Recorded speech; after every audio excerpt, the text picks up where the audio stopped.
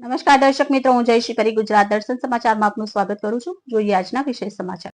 જૂનાગઢ સાધુ સંતોનું પવિત્ર મૃગી કુંડમાં શાહી સ્નાન સાથે શિવરાત્રીના ભવ્ય મેળાનો ભવનાથ તળેટી ખાતે લઘુકુંભ સમાન 5 દિવસીય શિવરાત્રીના મેળામાં સાધુ સંતોની ભવ્ય રવેડી નીકળ્યા બાદ પવિત્ર મૃગી કુંડમાં ડૂબકી લગાવી હતી. પરંપરા મુજબ સૌપ્રથમ જૂના અખાડા, ત્યારબાદ આહવાન અને અગ્નિ અખાડાના સંતો દ્વારા સ્નાન કરવામાં આવ્યું હતું.